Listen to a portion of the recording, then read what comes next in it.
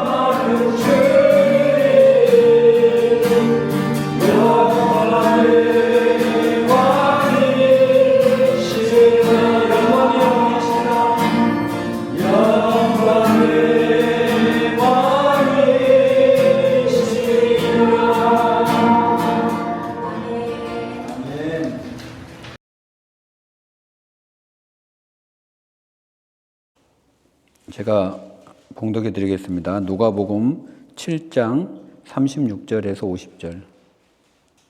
한 바리새인이 예수께 자기와 함께 잡수시기를 청하니 이에 바리새인의 집에 들어가 앉으셨을 때에 그 동네에 죄를 지은 한 여자가 있어 예수께서 바리새인의 집에 앉아 계심을 알고 향유 담은 옥합을 가지고 와서 예수의 뒤로 그 발 곁에 서서 울며 눈물로 그 발을 적시고 자기 머리털로 닦고 그 발에 입맞추고 향유를 부으니 예수를 청한 바리새인이 그것을 보고 마음에 이르되 이 사람이 만일 선지자라면 자기를 만지는 이 여자가 누구며 어떠한 자 곧 죄인인 줄을 알았으리라 하거늘 예수께서 대답하여 이르시되 시몬아 내가 네게 이를 말이 있다 하시니 그가 이르되 선생님 말씀하소서.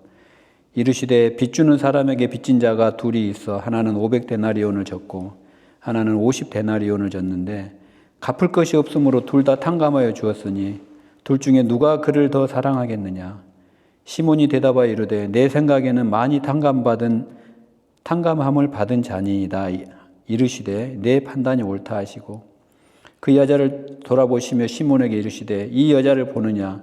내가 내 집에 들어올 때 너는 내게 발 씻을 물도 주지 아니하였으되 이 여자는 눈물로 내 발을 적시고 그 머리털로 닦았으며 너는 내게 입맞추지 아니하였으되 그는 내가 들어올 때로부터 내 발에 입맞추기를 그치지 아니하였으며 너는 내 머리에 감람유도 붓지 아니하였으되 그는 향유를 내 발에 부었느니라. 이러므로 내가 네게 말하노니 그의 많은 죄가 사하여졌도다. 이는 그의 사랑함이 많음이라. 사함을 받은 일이 적은 자는 적게 사랑하느니라. 이에 여자에게 이르시되 내 죄사함을 받았느니라 하시니 함께 앉아있는 자들이 속으로 말하되 이가 누구이기에 죄도 사하는가 하더라. 예수께서 여자에게 이르시되 내 믿음이 너를 구원하였으니 평안히 가라 하시니라. 아멘. 여러분 제가 질문을 하나 하겠는데 오늘 여러분들이 지금 죽으면은 여러분들 천국 갈 자신이 있으십니까? 아멘? 아멘. 어떤 근거로 여러분이 천국 갈 자신이 있으십니까? 말씀을 근거로. 사도행전에 보면 주 예수를 믿으라. 그리하면 너와 내 집이 구원을 얻으리라. 믿으면은 구원받는다. 또 우리가 잘 아는 요한복음에 이를 때 하나님이 세상을 이처럼 사랑하사 독생자를 주셨으니 이는 그를 믿는 자마다 멸망하지 않고 영생을 얻게 하려 하심이라. 또 이런 말도 있죠. 로마서에 내가 만일 내 입으로 예수를 주로 시인하며 또 하나님께서 그를 죽은 자 가운데 살리신 것은 내 마음에 믿으면 구원을 받으리라. 그런데 여러분 또 로마서 10장 9절에 요한복음 3장 5절에는 이런 말씀도 있어요. 예수께서 대답하시되 진실로 진실로 내게 이르노니 사람이 물과 성령으로 나지 아니하면 하나님의 나라에 들어갈 수 없느니라. 나는 믿기는 믿는데 왜 그럼 천국 가는 거 아닌가요? 꼭 물과 성령으로 거듭나야 천국 가는 건지. 또 우리 마태복음 7장 22절에 나더러 주여 주여 하는 자마다 다 천국에 들어갈 것이 아니요 다만 하늘에 계신 내 아버지의 뜻대로 행하는 자라야 들어가리라. 여러분 믿으면 천국 가는 거 아닌가요? 근데 이렇게 사족이 많죠. 물과 성령으로 거듭나야. 니고데모에게도 너가 거듭나지 아니하면 하나님의 나라를 볼 수도 없고 들어갈 수도 없다. 오늘은 제가 이 성령님께서 이 말을 꼭 전하기를 원하셔서 우리 믿는 자 중에도 정말 우리가 수십 년을 믿음 생활을 해도 이 진리를 잘 모르는 분들이 너무나 많다라는 것을 제가 깨닫게 되었습니다. 그래서 주님이 오늘 이 말씀을 하시기 위해서 오늘 등장인물을 오늘 누가복음에 딱 3명을 등장을 시켜주시더라고요. 그래서 누가복음 오늘 읽은 본문에 이제 바리새인이 한 명 나와요. 이름이 시몬이라고 그래요. 우리 시몬 베드로를 이야기하는데 동명이인이에요. 동명이인. 당시에는 동명이인이 되게 많았어요. 제가 우리 딸이 이름이 한나인데 여름 성경학교 우리 한나에게 뭐 먹을 걸 주러 가서 얘들 막 모여있는데 한나야 그러면은 다 쳐다봐. 한나가 여러 명입니다. 시몬 베드로가 아니라 시몬이라는 바리새인. 그리고 이제 예수님이 등장하고 세 번째 등장하는 인물이 이제 여인이 등장을 해요. 죄인이라는 여인. 이 누가라는 이 누가복음의 저자 누가는 이 여인을 죄를 지은 한 여인이라고 적고 있어요. 죄를 지은 한 여인. 여러분 우리가 누구를 친구를 소개할 때나 사람을 소개할 때 좋게 소개하잖아요. 이 사람 뭐 학벌도 좋고 뭐 이 사람도 괜찮은. 이렇게 소개를 해야 되는데 누구를 소개하는데 이 사람은 죄가 많은 여자입니다. 이렇게 소개를 해보세요. 그럼 얼마나 기분이 나쁘겠어요. 근데 누가는 성경에 이 여자를 보고 죄를 지은 여자라고 돼요. 얼마나 죄를 많이 지었으면 이 여자를 소개하는데 죄를 지은 여인이라고 표현을 했을까?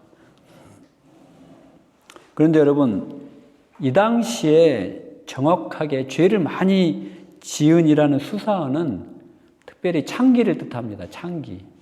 몸을 팔아서 생계를 이어가는 창기를 뜻하는 거예요. 그래서 이 여자의 직업이 창기라는 거예요. 창기. 그런데 우리 38절을 보면은 누가는 이 여인이 예수님 발에 입을 맞추고 향유를 부으니라고 적고 있어요. 이거 보면은 예수님의 뒤로 가서 그 발 곁에 서서 울며 눈물로 그 발을 적시고 자기 머리털로 닦고 그 발에 입 맞추고 향유를 부으니.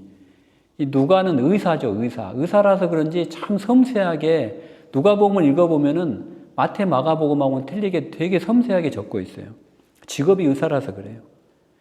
그런데 이 예수님 발에 입 맞추고라는 이 말의 헬라어 원문을 우리가 좀 보면은 좀 재미가 있어요.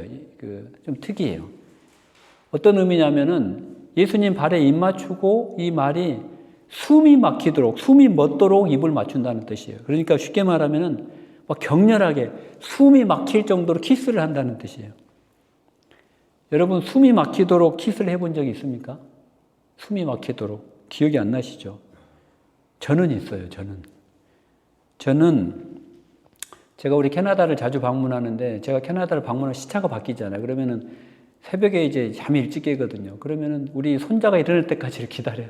그 옆방에 스튜디오에서 자는데 들어가 보면 또 자고 있으면 다시 나오고 잘 깰 때까지 기다리다가 깼다 그러면은 제가 꺼내가지고 뽀뽀를 하기 시작하는데 그냥 발가락에서부터 그냥 막 좀 죄송한 표현이지만 막 잘근잘근 이렇게 안 아프고 막 안 아프게 이빨로 하고 막 배에다가 푹 해주고 막 얼굴까지 잘근잘근 숨이 막히도록 제가 뽀뽀를 매일같이 해줍니다.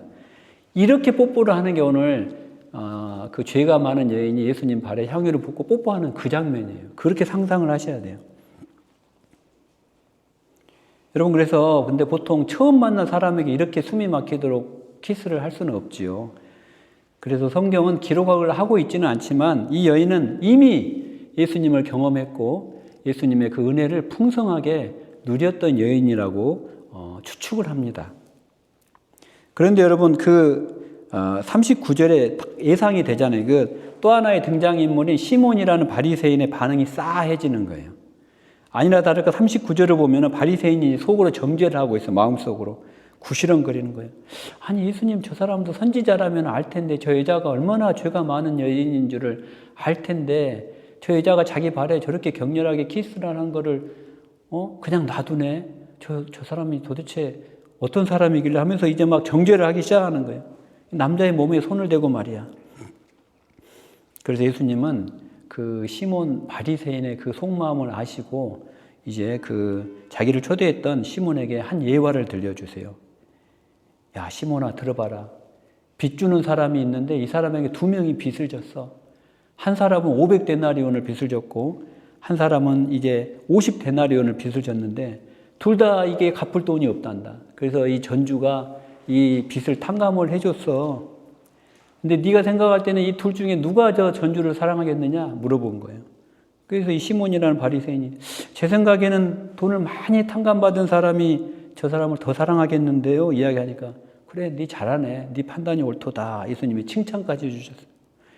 그러면서 또 마태복음 18장에 보면은 예수님께서 이제 천국의 영생을 얻을 자를 누구인지에 대한 비유로 1만 달란트 빚진 자의 비유를 또 들려주셔요. 1만 달란트 빚진 자와 100데나리온 빚진 자의 비유를 들려주십니다. 여러분, 1달란트는 6,000데나리온이라고 합니다. 6,000데나리온. 그리고 1데나리온은 이 장정의 하루 품삯이라고 그래요. 그러니까 1만 달란트면은 어마어마한 천문학적인 액수의 돈이에요. 그 돈을 갚으려면은 노동자가 대략 16만 4천 년 동안 일을 해야 된다고 그래요. 16만 4천 년 동안. 16만 4천 년 동안 일을 해야 겨우 갚을 수 있는 돈이 1만 달란트라는 거예요. 여러분, 우리가 그 돈을 갚을 수가 있나요? 도저히 갚을 수가 없는 빚이라는 거예요. 그런데 예수님께서, 아니, 하나님께서 이 전주가 이 1만 달란트 빚진 자를 탕감을 해준데, 이 1만 달란트 탕감받은 자가 자기에게 100데나리온을 못 갚은 사람을 옥에 가두는 일화를 이제 비유로 해주시면서 천국에 대해서 영생을 누가 누릴 건지를 마태복음 18장에 말씀해 주고 있어요. 자기는 1만 달란트를 탕감을 받아놓고 100다리온 정도는 자기한테 100데나리온을 빌려간 저 인간 저거 조금만 일하면 저거 나한테 갚을 수 있어. 그리고 탕감을 안 해준 거예요. 저는 이거를 읽으면서 참 대단하다, 인간의 욕심이. 여러분은 자신을 어떤 죄인이라고 생각을 혹시 하시는지요? 나는 1만 달란트를 빚진 죄인인지, 아니면 나는 100데나리온 정도만 주님께 빚진 죄인인지 한번 생각을 해보시기 바랍니다.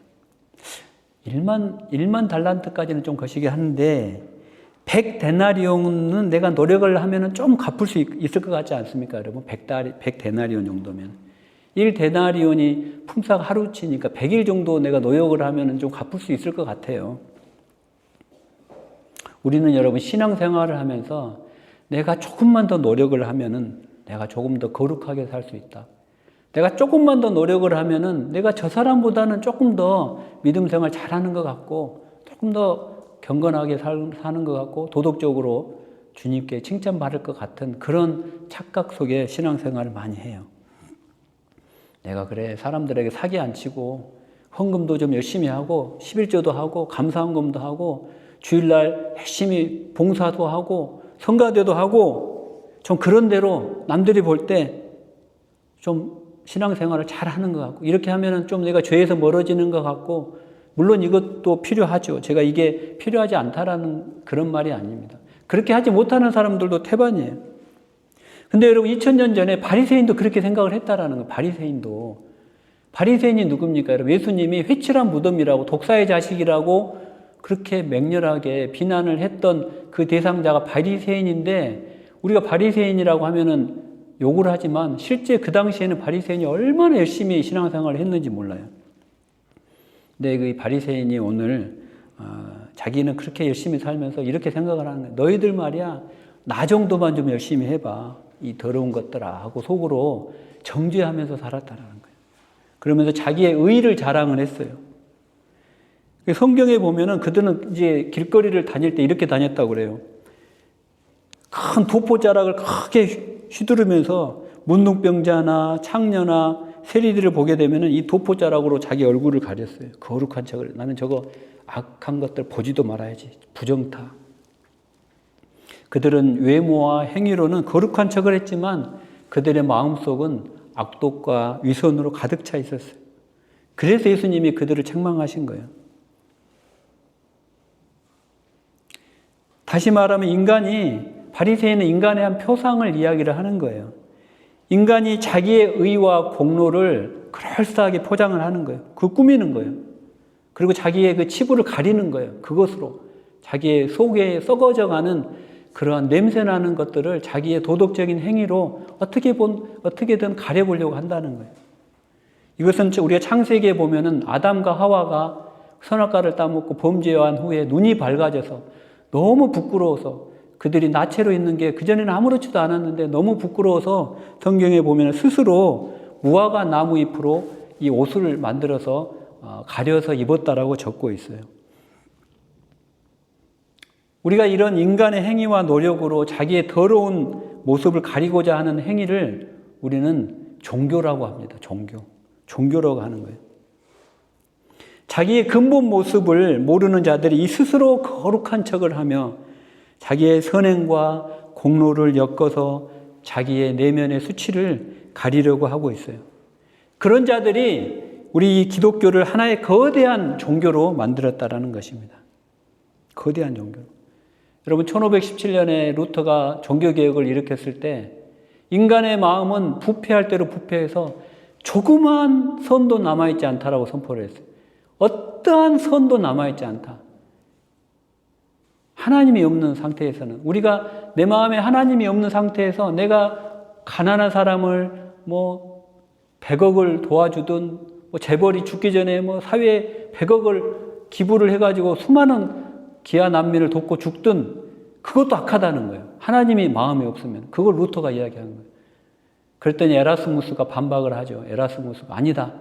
우리 인간의 마음은 훼손됐지만 그래도 조그마한 선을 행할 의지는 남아있다. 우리 인간의 자유의지는. 그래서 에라스무스랑 루터가 세계적인 대결을 벌이잖아요. 우리 인간은 절대적으로 부패했다. 아니다. 조금은 남아있다. 그런데 우리 인간의 마음은 만물보다 거짓되고 부패한 것이 인간의 마음이라고 성경은 적고 있어요. 우리 마음은 완전히 부패했다라는 거예요. 예수님이 없으면 완전히 부패했다라는 거예요.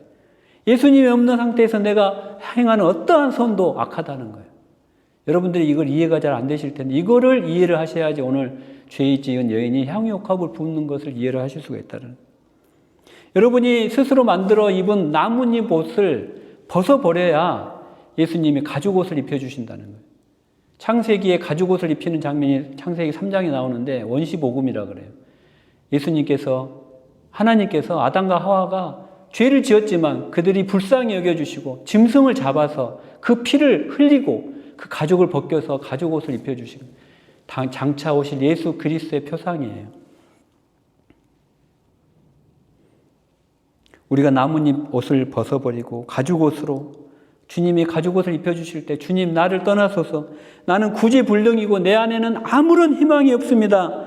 나는 정말 죄로 똘똘 뭉쳐진 그런 자입니다라고 두 손 들고 하나님 앞에 항복하고 나올 때 주님이 우리의 가죽옷으로 우리의 치부를 가려주시는 거예요. 우리를 의인으로 만들어주시는 거예요. 우리는 의인이 아닌데 의롭다라고 여겨주시는 거예요. 로기조마에 여겨주시는 거예요. 주산 부기에서 우리가 10의 단위로 올라갈 수가 없는데 그냥 10의 단위로 한 칸을 올려주시는 거예요. 그런데 여러분 우리 사람이 자기가 스스로 만든 이 나뭇잎 옷을 입고서는 아무도 천국에 들어갈 수가 없다라는 거예요.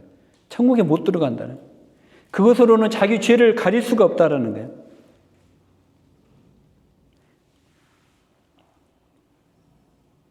우리 인간의 모든 마음속에는 악한 생각과 죄가 딱 장착이 되어서 태어나요. 장착이 되어서. 베드로전서 1장 18절에 보면은 이것을 아담으로부터 유전이 된 망령된 행실이라고 적고 있어요.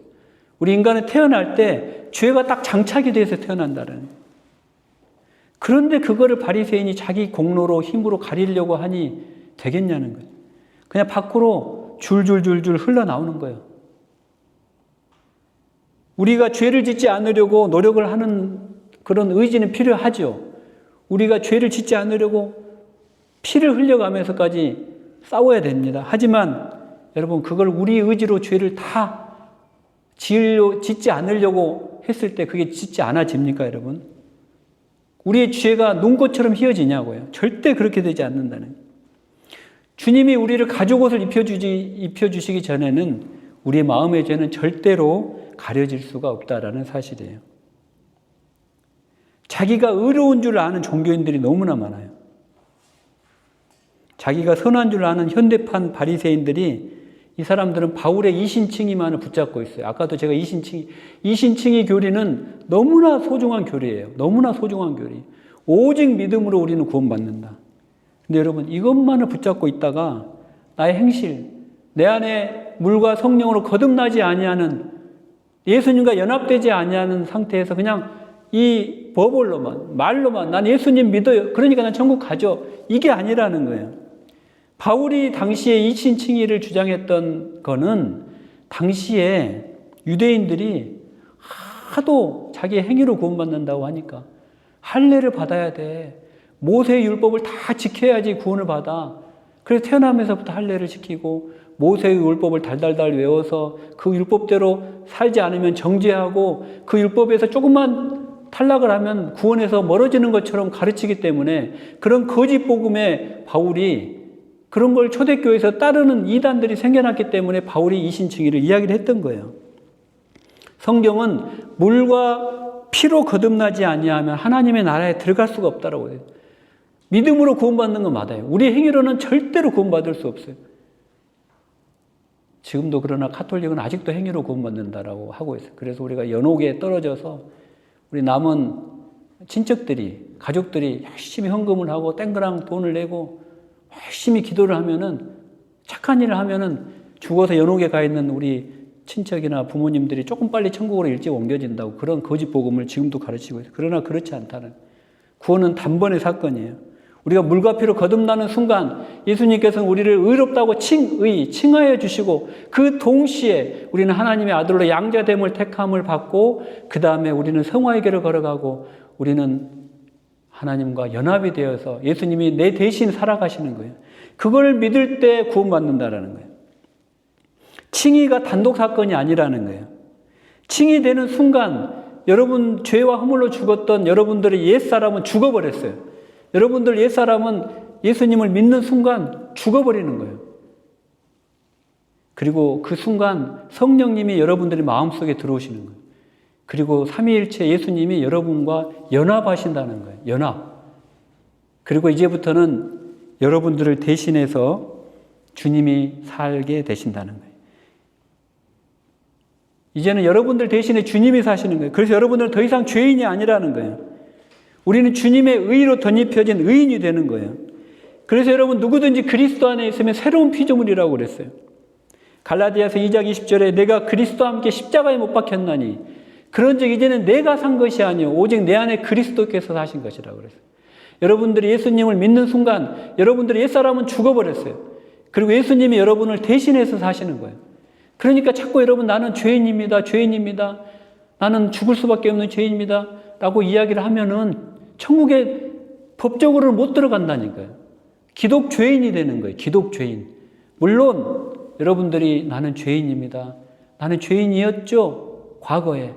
그리고 여전히 죄를 짓는다라고 고백은 할 수 있지만 여러분들이 죽어서 하나님 앞에 심판대 앞에 섰는데 여러분들이 인생을 정산하는데 하나님 저는 죄인입니다. 죄인의 몸으로는 천국에 못 들어간다니까요. 여러분들은 죄인이 아니에요. 여러분들은 이미 예수 그리스도와 함께 여러분들 옛사람은 십자가에 못 박혀서 죽어버렸기 때문에 여러분들은 더 이상 죄인이 아니다니까. 여러분들은 의인이에요. 의인. 칭의. 칭의. 의롭다고 의롭지 않은 자를 그냥 칭의해 주신 거예요. 이건 법률적인 용어라는 거예요. 법률적인 용어. 바꿀 수가 없는 법률적인 용어. 그래서 여러분들은 예수 믿는 순간 더 이상 죄를 지을 수가 없어요. 좀 우습죠? 나는 지금도 죄를 짓고 있는데요. 나는 지금도 죄를 짓고 있는데. 그러나 요한일서 3장 9절에 보면 누구든지 하나님께 속한 자는 죄를 지을 수가 없나니 이렇게 되어 있어요. 죄를 지을 수가 없는 거예요. 잘 이해하셔야 돼요. 그러면 예수 믿는데도 나는 죄를 짓는데 그 죄 짓는 건 뭘까요? 그거는 여러분들 옛사람은 죽었지만은 죄의 영향력이 그대로 남아있다라는 거예요. 로마서 7장 17절에 보면은 이제는 그것을 행하는 자가 내가 아니요 내 속에 거하는 죄니라. 여러분들 속에는 죄가 여전히 남아요. 죄성이 아담의 죄성이 남아있는 거예요. 그 죄성은 언제 없어지느냐? 예수님이 부활하셔서 여러분들이 완전한 영화로운 영화체로 완전히 부활체로 거듭날 때 그때 그 죄가 이제 무적행으로 떨어지고 그 죄가 완전히 제2의 사망으로 떨어지기 전까지는 여러분들 마음속에는 죄가 남아있는 거예요. 그래서 여러분들이 죄를 짓고 나쁜 일을 할 때는 그거는 여러분들이 짓는 죄가 아니에요. 여러분들은 의인이에요. 여러분 죄를 지을 수가 없는데 그 죄를 짓는 거는 그 속에 남아있는 사탄 마귀가 이제 예수님 부활하실 때까지 그때까지는 좀 남아있는 이 죄가 여러분들을 죄를 짓게 한다라는 거예요. 그래서 여러분들 저는 아직도 죄인이에요. 저는 죄인이에요. 물론 죄인이었다라고 표현하시기 바랍니다. 저는 죄인이고 저는 이제 의인입니다. 그러나 내 속에 죄가 나를 아직도 마음의 법이 바울처럼 성령의 법과 이 죄의 법이 싸우는데 죄의 법이 이길 때만 죄를 짓는 거예요. 그러나 그건 나의 정체성이 아니라는 거예요. 그건 내가 아니라는 거예요. 나의 사람은 죽어버렸어요. 그건 죄가 짓는 거예요. 죄가. 그 죄를 미워해야 되는 거예요. 니고데모가 예수님을 밤중에 찾아오잖아요. 부끄러워서. 율법 학자니까 사람들이 쳐다볼까 봐. 어떻게 하면 하나님의 나라에 들어가냐 하니까 너가 물과 성령으로 거듭나지 아니하면 하나님의 나라를 들어갈 수가 없다 그래요. 거듭나지 아니하면 born again. 아니 내가 내 어머니 자궁으로 다시 들어갑니까? 예수님이 야 이 미련한 자야. 그걸 그렇게 이해 못하니 하면서 이제 천국의 비밀을 가르쳐 주시는 거예요. 물과 성령으로 거듭난다는 것은 예수님이 내 마음에 들어오셔서 예수님과 연합이 돼서 예수님이 내 대신 살고 나의 옛사람은 죽어버리고 나는 새로 태어난 걸 이야기하는 거예요. 그런데도 우리는 마귀에게 계속 속고 있어요. 마귀는 끊임없이 속삭여. 야, 너 괜찮은 사람이야. 네 힘으로 100데나리온 정도는 갚을 수 있어. 네 힘으로 노력하면은 예수님 없이도 너 힘으로 좀 선행을 쌓고 도덕적인 기준도 높아질 수 있어라고 계속 끊임없이 속삭이는 거예요. 그런데 여러분, 예수님이 내 대신 살면 다 해결될 문제를 예수님은 그냥 연합이 돼 있는데도 나는 예수님은 모르겠고 내 힘으로 여전히 살아보겠다라고 내 힘으로 조금 싸움도 적게 하고 부부싸움도 좀 적게 해보고 조금 좀 선하게 살아보겠다고 하는 순간 100점 100패 한다니까요. 내 도덕적인 결단으로는 절대 이길 수가 없다. 내 마음에 있는 죄를. 예수님이 내 대신 사셔야 돼. 예수님이 내 대신 생각하고 예수님이 내 대신 말을 하고 예수님이 내 대신 공동체 안에서 활동하실 때 내가 죄를 짓지 않을 수 있다는 거예요. 근데 이런 사실을 목사님들, 선교사님들, 장로님들, 권사님들, 집사님들도 스스로 신앙생활 잘하고 있다고 자부하시는 분들도 잘 모르시는 분들이 많아요. 나는 말이야 저 죄지은 창기 여인처럼 저렇게 더럽지는 않아 라고 다 정죄하고 있어요. 착각하고 있어요. 그러나 여러분 사실 다 똑같아요. 에레미야 17장 9절에 보면 만물보다 거짓되고 심히 부패한 것이 인간의 마음이에요. 제 마음이나 여러분들 마음이나 대형교회 목사님 마음이나 다 똑같아요. 다 거기서 거기에요. 제가 존경하는 인천의 방주교회 박보영 목사님이라고 계세요. 지금은 이분도 이제 연세가 72이나 되셨더라고요. 그래서 이분이 이제 박보영 목사님 아실 거예요. 우리 또 한진 형제가 많이 동영상을 공유해 주셨는데 이분이 어느 이제 부흥사를 초청해서 이 부흥회를 가졌나. 그러니까 이 박보영 목사님 교회에 와서 부흥회를 할 정도면은 이 목사님이 얼마나 성령의 능력이 뛰어나시겠어요. 그날 3박 4일로 부흥회를 뜨겁게 인도하고 이제 그 방역교회에서 이제 호텔을 하나 잡아주셨을 거 아니에요. 이제 숙소를 잡아줬는데 이 목사님이 부흥사같이 다 하고 쉬러 딱 들어왔는데 텔레비를 딱 켰는데 텔레비에서 그냥 음란 동영상이 채널이 쫙 나오는. 근데 이분이 이거를 바로 꺼야 되는데 이거를 계속 보셨다라는 거예요. 계속 보고 있더래요, 자기가.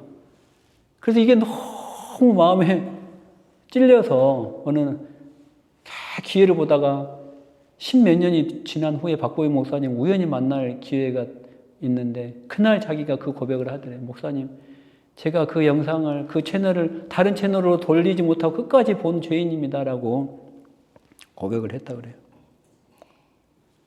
저도 여러분 장로로 섬길 때 장로님과 목사님과의 단톡방이 있었어요. 장로님과 목사님과의 단톡방. 근데 어느 날 갑자기 무슨 영상 하나가 공유로 딱 올라오더라고요.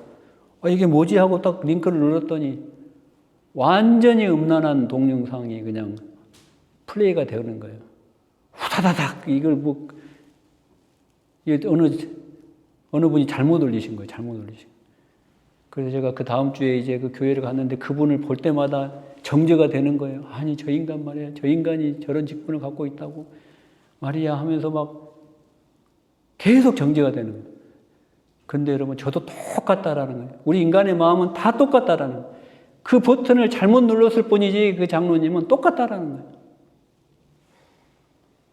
제가 그 정죄할 때 하나님이 야, 김성인 너는 뭐 거룩해? 너도 50보 100보야. 다 똑같은 인간이야. 하나님 그런 말씀을 주십니다.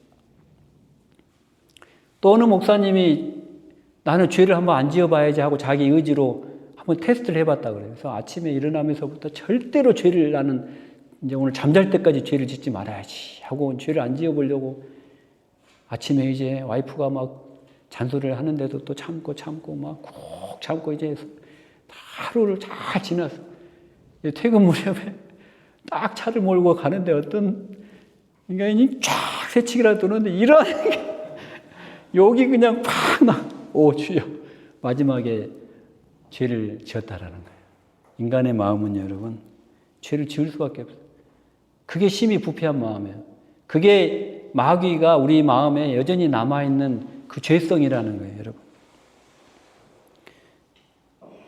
하나님의 완전한 구원의 은혜를 입고 나는 죄인입니다라고 고백을 하고 하나님 나는 내 안에는 어떠한 소망도 없습니다. 나는 이 죄 때문에 어떠한 소망도 없습니다. 저를 구원하소서라고 고백하고 두 손 들고 항복할 때 그때 하나님께서 우리에게 가죽옷을 입혀주시고 너는 의로운 자라 칭해주시고 하나님이 우리를 대신해서 죄와 싸우게 되시고 우리를 대신해서 생각하고 말하고 행동하게 되시는 거예요.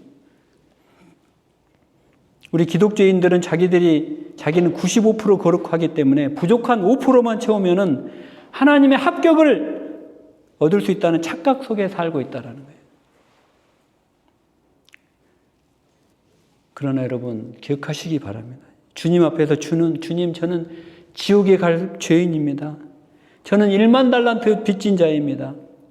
저는 그 빚을 갚을 능력도 그리고 돈도 없는 사람이니 주님 저를 불쌍히 여겨주시옵소서. 저는 눈을 떠서 호흡하고 숨 쉬는 것까지 다 죄입니다라고 다 죄뿐입니다. 오늘 찬양 불렀던 찬양처럼 나 같은 못난 죄인 하고 하나님 앞에 온전히 자백하고 하나님의 도우심을 구할 때 오늘 향유를 부은 여인에게 주님이 구원을 이르렀다고 한 것처럼 내 죄가 사하였다고 한 것처럼 그때 우리 몸에 가죽옷이 입혀지시고 우리를 칭히 의롭다 해주시고 주님이 더 이상 우리는 죄와 버타지 않도록 주님이 우리를 대신해서 사는 거예요. 그럼에도 불구하고 우리가 죄로 넘어지죠. 그거는 우리 속에 주님이 아니라 죄가 그렇게 하고 있는 거기 때문에 우리가 그걸 정체성을 알아야 된다는 거예요. 그건 내가 아니라 죄가 그렇게 하고 있는 거예요. 죄가. 나는 의인이에요. 나는 새로 태어난 거듭난 죄를 지을 수도 없는 요한일서에 죄를 지을 수도 없다고 되어 있잖아요.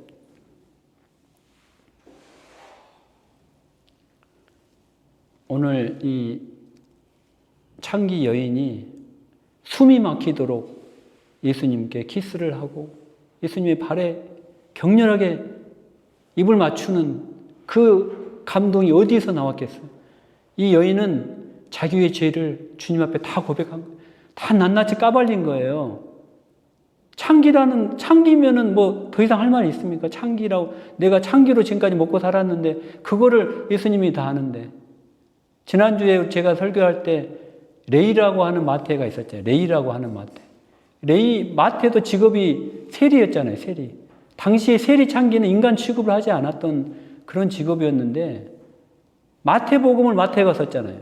근데 마태가 자기가 쓴 마태복음에 예수님의 12제자 이름을 쭉 나열하는데 자기 이름 앞에 세리 마태라고 적어놨어요. 세리 마태. 자기 직업이 얼마나 부끄럽겠어요. 그러면 나 같으면 좀 이제는 예수님의 제자까지 됐는데 세리라는 그 접두사는 빼버리고 그냥 뭐 레이 마태라고 하든가 레이족은 거룩한 족 그런 제사장의 직분이니까 해도 될 텐데 굳이 세리 마태라고 자기의 죄성을 하나님 앞에 다 올려드리는 거예요. 까발리는 거예요. 나는 이런 죄인입니다. 주님이 나를 만져주시지 아니하시면 저는 희망이 없습니다. 저는 정말 절대적인 나의 이 몸 안에 있는 수백억 개의 세포가 다 죄를 지을 수밖에 없는 그런 세포라고 고백을 해야 여러분들이 물과 성령으로 거듭나고 주님이 연합해서 여러분들 대신해서 사신다는 거예요. 그런 감동이 있다는 거 오늘 이 여인처럼 여러분에게도 이런 감동과 감격이 있으셨다면 언제 있으셨는지요? 여러분은 지금 오늘 정죄하고 있는 시몬 바리새인입니까? 아니면 예수님의 발에 향유를 붓고 입 맞추고 있는 여인에 속합니까? 여러분들은 내가 착한 일 하는 거 좋죠. 착한 일 하는 거. 그러나 그 착한 일을 하는 그 주체가 내가 아니라 예수 그리스도가 되셔야 된다는 거예요. 예수 그리스도가 나를 대신해서 사시기 때문에. 여러분들 이 시간 말씀을 맺겠습니다. 여러분들이 이제 세상으로 또 나가는데 여러분들 앞에는 나뭇잎 옷이 이제 뭐 몇 벌이 있을 수도 있어요. 이것으로 내 치부를 가려보겠다. 물론 일부는 가려질 수 있지만 줄줄 아마 셀 거예요. 넘어질 거예요. 그죠? 내가 100데나리온 정도는 갚을 수 있을 것 같아. 1만 달란트까지는 안 되지만 그래서 내가 좀 인간전 돼보려고 내가 좀 부부싸움도 좀 안 하고 말이지 내가 자녀들에게 화도 좀 안 내고 내가 어떻게 내 의지로 좀 해보겠다. 그러나 여러분, 그렇게 해보세요. 해보는데 남는 거는 결국 상처예요. 결국 상처고 넘어지고 또 믿었던 사람에게 상처받고 또 믿음의 공동체에서도 상처받을 수 있어요. 그러면서 여러분들 계속 기독 죄인으로 살아가는 거예요. 나는 안 되는구나. 자꾸 내가 주인공이 되니까 그래요. 상대방도 마찬가지예요. 그러나 여러분, 이 나라는 정체성을 인정을 하셔야 돼요. 나는 이미 죽어버렸어. 그리고 이런 행동을 하는 거는 내가 아니라 내 안에 죄야, 죄. 마귀의 잔당들이 남아있는 죄가 그걸 하기 때문에 그 죄를 미워해야지 상대방의 정체성을 정죄하고 미워하면 안 된다는 거예요. 그래서 여러분, 그거를 인정하고 루터처럼 내 안에는 선한 것이 하나도 없습니다. 내 안에 있는 선한 것은 1%도 없다라고 고백을 해야 되는 거예요. 주님 없이 하는 나의 모든 행동은 내 속에 죄의 잔당이 하는 행동이오니 주님 나를 대신하여 생각하여 주시고 나를 대신하여 말하여 주시고 나를 대신하여 기름 부어 주시옵소서. 주님이 피 흘리신 가죽옷으로 저를 입혀주시 않는 이상 저는 아무리 내 힘으로 노력해도 우리 속에 있는 죄를 해결하지 못합니다라고 고백하는 그런 한 주간, 그리고 예수 그리스도께서 여러분들의 삶을 주도권을 여러분에서 옮겨와서 예수 그리스도가 여러분들을 대신하여 사는 그런 한 주간이 되시기를 주님의 이름으로 기도합니다. 아멘. 우리 이 시간 주님 다시 오실 때까지 찬양 부르시면서 시간 기도하는 시간 갖도록 하겠습니다.